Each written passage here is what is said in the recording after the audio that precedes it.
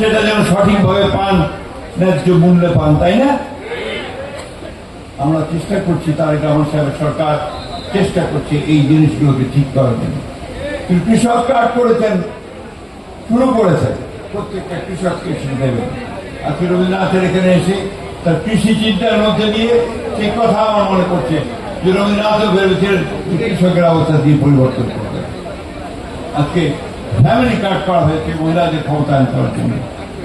আমাদের দেশের মসজিদ গুলোতে যে ইমাম সাহেব থাকেন, মুয়াজ্জিন থাকেন, তারা খুব দুরবস্থায় থাকে রাখতে, তাদেরকে কিছু সাহায্য করার চেষ্টা করা হয়। আমাদের পুরোহিত মন্দিরে যারা ধর্মের কাজ করেন তাদের জন্য কিছু ব্যবস্থা করা হয়েছে, চার্চের ফলের ব্যবস্থা করা হয়েছে। আজকে যে সমস্ত খাল, আপনাদের যে খালটা, এটা তো রবীন্দ্রনাথ এখানে এই তাল গাছ ছিল, তাল দেখে তিনি কিন্তু ওই যে ছোট নদী সব একে একে সমস্ত কবিতা লিখেছিলেন, কিন্তু এই খালটা বন্ধ হয়ে যাচ্ছে। এটাকে এখন আপনার খাল খনন করতে হবে। রহমান সাহেব যেটা চিন্তা করেছেন, এই খাল খনন করে আমরা আমাদের পানিকে ধরে রাখবো এবং আমরা কৃষিতে সেচের ব্যবস্থা করব।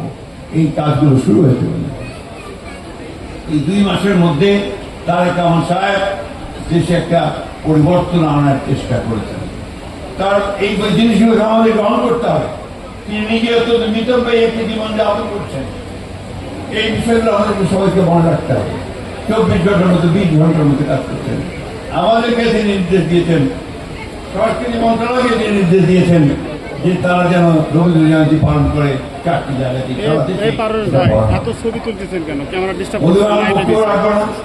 ঢাকা থেকে কিছু শিল্পী এসেছেন, আপনাদের গান শোনাবেন আপনাদের। আমি শুধু আপনাদের একটা কথা বলতে চাই যে একটা হতাশাবাদী সারাক্ষণ হতাশ হয়ে যায় এবং তারা বিভিন্ন ভাবে এই সমাজকে আবার আপনার অস্থির করে রাখতে চায়। আমি কোন নির্দিষ্ট দল ও ব্যক্তির কথা বলতে চাই না, শুধু বলতে চাই যে আমাদের যে মূল জায়গাটা 1971 সালের স্বাধীনতা যুদ্ধ, আমাদের যে সক্রিয়তা, আমাদের যে স্বাতন্ত্র্য, আমাদের যে পরিচয় যে আমরা বাংলাদেশী, এই কথাটা আমাদের সবার আগে মনে রাখতে হবে। আমরা এমনি স্বাধীনতা পাইনি, যুদ্ধ করে 9 মাস যুদ্ধ করে আমরা স্বাধীনতা নিয়ে এসেছি, তাই না? আবার গণতন্ত্র ফিরে পেয়েছি, এমনি পাইনি। আমরা লড়াই করে, যুদ্ধ করে, বুকে রক্ত দিয়েই আমরা কিন্তু এই গণতন্ত্র ফিরিয়ে এনেছি। এটাকে রক্ষা করতে হবে। শেষ করব, আমাদের ফৈয়াম ভাই অস্থির হচ্ছেন তার শিল্পীরা গান গাইতে পারবে কিনা। আমি শেষ করব, এরপরে নামাজ হবে, নামাজের পরে আবার আমরা এখানে আসবো, কিছুক্ষণ হলেও আমরা গান শুনবো, কবিতা শুনবো, ঠিক না?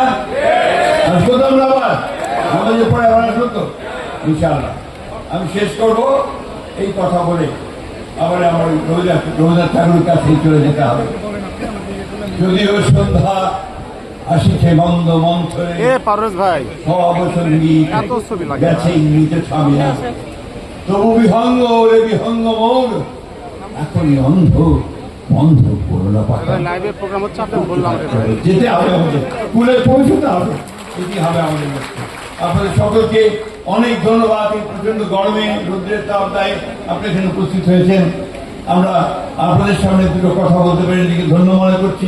আমি ধন্য মনে করছি এই জন্যে আবার আমি ওই জায়গাতেই আসতে পেরেছি যে জায়গাতে 22 বছর আগে এসেছিলাম।